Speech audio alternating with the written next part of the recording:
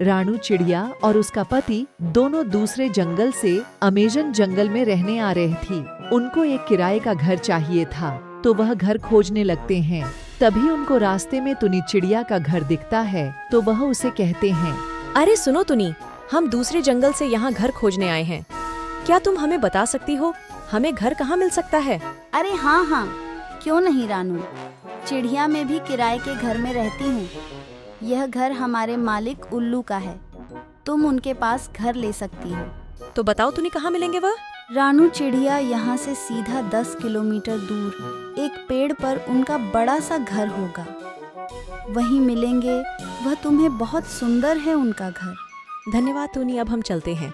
रानू और उसका पति दोनों वहाँ से निकल जाते हैं। वह जल्दी जल्दी अपने सामान के साथ 10 किलोमीटर का सफर तय करते हैं। आखिर में वह एक बड़े से पेड़ के पास पहुँच जाते हैं, जिस पर एक बड़ा सा घर था। अरे वाह राणो, देखो कितना बड़ा और सुंदर घर है। हाँ पति जी, अब लगता है हमें रहने की जगह मिल जाएगी। फिर रानू उल्लू मलिक को आवाज लगाती है, मालिक उल्लू सुनिए, मालिक उल्लू। उल्लू बाहर आ जाता है। अरे क्या हुआ, क्या चाहिए तुम दोनों को मुझसे? मालिक उल्लू, हमें रहने के लिए किराए का एक घर चाहिए। किराए का एक घर चाहिए? मुझे माफ करना तुम दोनों, मैंने अपने सारे घर किराए पर दे दिए हैं। अब मेरे पास एक भी घर नहीं बचा है। राणू, लगता है आज हमें घर नहीं मिलेगा। उल्लू उनकी बातें सुन लेता है, तभी उसे कुछ याद आता है। अरे रुको, तुम दोनों, मेरे दोस्त चील के पास तुम्हारे रहने को एक घर मिल जाएगा, तुम उसके पास चले जाओ। फिर रानू और उसका पति दोनों चील के पास घर के तलाश में जाते हैं। वह वहाँ पहुँच जाते हैं। चील जी सुनिए, चील जी। चील बाहर आता है। अरे क्या है, क्या चाहिए तुम्हें मुझसे? चील जी, हमें रहने के लिए एक किराए का घर चाहिए। ठीक है, चलो मेरे साथ। फिर वह दोनों चील के पीछे जाते हैं। चील उन्हें घर दिखा देता है और वहाँ से चला जाता है। अगले दिन से रानू और उसका पति आराम से घर में रहने लगते हैं। सुनो पति जी, अब तो हमें रहने के लिए घर मिल ही गया है, तो क्यों ना आप अपने लिए एक नौकरी तलाश लें? हाँ राणू, तुम सही कह रही हो, हमें घर का किराया भी तो देना है। फिर सुबह सुबह उसका पति काम की तलाश में निकल जाता है। उसे तोता सेठ के पास वड़ा पाव की दुकान पर काम मिल जाता है। फिर वो घर आता है। सुनो राणू, मुझे नौकरी मिल गई है। मुझे तोता सेठ ने अपनी वड़ा पाव की दुकान पर काम पर रख लिया है। ये तो बहुत अच्छा हुआ पति जी, अब हम चील को टाइम पर किराया दे सकेंगे। फिर देखते ही देखते 1 महीना बीत जाता है और चील अपना किराया लेने आता है और रानू उसे पूरा किराया दे देती है। कुछ दिनों बाद जंगल में जोरदार तूफान आता है।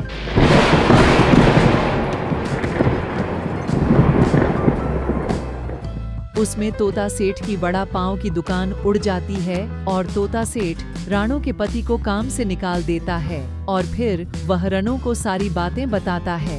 ये तो बहुत बुरा हुआ, अब हम क्या करेंगे? चील को किराया कैसे देंगे? अगर हमने उसे टाइम पर किराया नहीं दिया तो वह हमें घर से निकाल देगा। तुम टेंशन मत लो रानू, मैं हार नहीं मानूंगा। मैं फिर से काम की तलाश करने जाऊंगा। पति जी जल्दी करना, कल तो इस दुनिया में हमारा एक अंडा भी आने वाला है।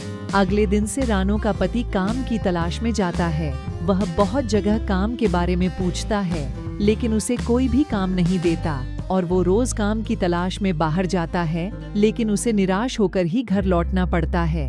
फिर 1 महीना निकल जाता है और चील अपना किराया लेने अपने घर आता है। सुनो राणू, तुम्हें रहते 1 महीना हो गया है, लाओ मेरा किराया दो।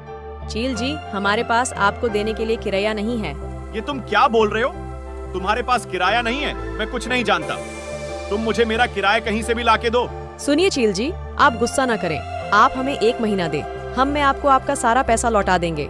ठीक है राणो, अगर तुम कहती हो तो दे देता हूँ तुम्हें 1 महीना, लेकिन तुम्हें मेरे घर पर रोज झाड़ू लगानी होगी। हाँ ठीक है चील जी, मैं आपके घर में झाड़ू लगा दूंगी। फिर अगले दिन से रानू का पति फिर से नौकरी की तलाश में जाता है, लेकिन कोई भी उसे काम नहीं देता और वह निराश होकर घर लौटता। लेकिन वह हार नहीं मानता। आखिर में उसे बाजार में एक दुकान पर काम मिल ही जाता है और उधर रानू चील के घर में रोज झाड़ू लगाने जाती है और फिर झाड़ू लगाकर अपने घर आ जाती है। सुनो राणू, मुझे आज काम मिल गया। यह तो बहुत अच्छा हुआ। मुझे 1 महीने बाद चील के घर झाड़ू नहीं लगाने जाना होगा। बस आप जल्दी से किराए के पैसे लेकर आ जाना। 1 महीना खत्म हो जाता है और चील अपना किराया लेने आता है। सुनिए, क्या आप किराए के दाने लेकर आ गए? नहीं रानू, मैंने पूरी कोशिश करी, लेकिन मैं पूरे दाने खरीद सकूं, इतने पैसे नहीं कमा पाया। फिर चील वहाँ पहुँच जाता है। सुनो तुम दोनों, क्या तुम इस बार किराया दे दोगे मुझे? माफ करना मालिक, लेकिन हम इस बार भी आपका किराया नहीं दे पाएंगे। हमने बहुत कोशिश करी, लेकिन हम आपको पूरा किराया नहीं दे सकते। क्या तुम दोनों इस बार भी मेरा किराया नहीं दे सकते? चील जी, आप हमें 1 महीना और दे, हम आपका सारा किराया आपको वापस दे देंगे। चील कुछ नहीं बोलता और गुस्से में अपने घर चला जाता है। फिर रानू को एक अंडा होता है। ये दोनों 2 महीने से मुझे किराया नहीं दे रहे हैं, मुझे इन दोनों को सबक सिखाना होगा। फिर चील अपने दोस्त कौवे राजा को बुलाता है। अरे चील, क्या हुआ? तूने मुझे इतनी दूर क्यों बुलाया है? कौवे राजा, मुझे तुझसे एक मदद चाहिए थी। हाँ हाँ बोलो, क्या मदद चाहिए तूने मुझसे? कौवे राजा, मैं चाहता हूँ कि तुम मेरे किराएदार रानू और उसके पति की जासूसी करो। काफी महीने से उन्होंने मुझे अपना किराया नहीं दिया, मैं उनको सबक सिखाना चाहता हूँ। ठीक है चील, तुम्हारा काम हो जाएगा। फिर कौवा राजा राणो के घर जाता है। यह ताका झांकी करने लगता है। वह बाहर से ही सारी जासूसी करता है और चील के पास आ जाता है। सुनो चील, मैंने देखा राणो को अभी कुछ दिनों पहले एक अंडा हुआ है। अगर तुम्हें उससे बदला लेना है तो तुम उसका अंडा चुरा लो। कौवे राजा, अब तुम जाओ, यहाँ से मैं देख लूंगा। मासूम चिड़िया उन दोनों की सारी बातें सुन लेती है और जल्दी से राणो के पति के पास जाती है। उधर चील राणो के घर निकल पड़ता है और वहाँ पहुँच जाता है। चील को घर में कोई नहीं दिखता सिवाय एक अंडे की। उधर मासूम चिड़िया राणो के पति को सारी बातें बता देती हैं। उधर चील उस अंडे को ले लेता है और निकल पड़ता है। रास्ते में चील के सामने राणो का पति आ जाता है। सुनो चील, वह अंडा मुझे दे दो, अंडा मेरा है। मैं तुम्हें यह दे देता अगर तुम मेरा किराया दे देते। फिर गुस्से में आकर राणो का पति चील पर हमला कर देता है। उन दोनों की लड़ाई होती है और राणो का पति मर जाता है। उधर से मासूम चिड़िया भी आ जाती है। चील, ये अंडा राणो का है, ये अंडा मुझे दे दी, वरना देख लेना पिछली बार की तरह मेरे कराटे से तेरी हड्डियां तोड़ दूंगी। फिर उन दोनों की लड़ाई होती है और मासूम चिड़िया चील को मार मार कर भगा देती है और वह अंडा लेकर राणो को देने जाती है। सुनो राणो, यह लो तुम्हारा अंडा। वह चील उसे लेकर चला गया था और एक बात और, तुम्हारे पति को चील ने मार दिया है।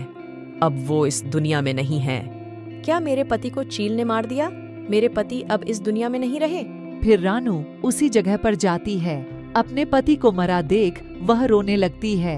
फिर कुछ समय बाद राणो का बेटा बड़ा हो जाता है और चील ठीक होने के बाद राणो के घर आता है। सुनो रानू, अब बहुत हो गया, तुम अब मुझे मेरा किराया दो, नहीं तो ये घर खाली करके यहाँ से चली जाओ, समझी? क्यों चील, मैं यहाँ से क्यों जाऊँ? मैं अब इस घर से कहीं नहीं जाने वाली। तुमने मेरे पति को जान से मार दिया था। देखो रानू, यहाँ से चुपचाप चली जाओ, मुझे यह घर किसी और पक्षी को किराए पर देना है। नहीं, मैं यहाँ से नहीं जाने वाली। पहले तुम मेरे पति को वापस लाओ और इसे जिंदा करो, मैं तभी यहाँ से जाऊंगी, नहीं तो मैं यहाँ से कहीं नहीं जा रही। चील राणो को बार बार समझाना है, लेकिन राणो चील की एक बात नहीं मानती। चील, मैं तुम्हें यह घर किराए पर नहीं देने दूंगी। अगर तुमने ऐसा किया तो मैं तुम्हारे सारे किराएदारों को भड़का दूंगी कि तुम जिंदा पक्षियों को किराए के लिए मार देते हो और फिर तुम कंगाल हो जाओगे। फिर चील को गुस्सा आ जाता है। वह सबको बाहर निकालता है और खुद अपने हाथों से अपना घर तोड़ देता है। अब तुम्हें तसल्ली हो गई रानू, चलो अब तुम यहाँ नहीं रह पाओगी, अब जाओ यहाँ से। फिर चिड़िया अपने बेटे को साथ लेकर एक पेड़ पर आ जाती है। मम्मा मम्मा, अब हम कहाँ रहेंगे? हमारे पास तो घर भी नहीं है रहने को, चील अंकल ने उसे तोड़ दिया। तुम चिंता मत करो बेटा, तुम यहीं रुको, मैं अभी घोंसला बनाने का सामान लेकर आती हूँ। फिर रानू घोंसला बनाने का सामान लेकर आती है और वह अपना घोंसला बना लेती है। फिर वह दोनों उसमें रहने लगते हैं। मम्मा मम्मा, अब मुझे बहुत भूख लग रही है। बेटा, मैं अभी तुम्हारे लिए खाना लेकर आती हूँ, तुम कहीं मत जाना और किसी की भी बात मत मानना। फिर रानू एप्पल के बगीचे में जाती है और एक एप्पल तोड़कर अपने बेटे के लिए लाती है। सुनो बेटा, तुम यहाँ क्या कर रहे हो? तुम चलो मेरे साथ, मैं तुम्हें रहने को एक सुंदर घर दूंगा। और भर पेट खाना भी दूंगा। नहीं नहीं, मैं आपके साथ नहीं चलूंगा, मेरी मम्मा ने मना किया है। तभी वहाँ मासूम चिड़िया आ जाती है। अरे कौवे राजा, तुम यहाँ क्या कर रही हो? अरे अरे कुछ नहीं मासूम चिड़िया, मैं तो जा रहा हूँ बस।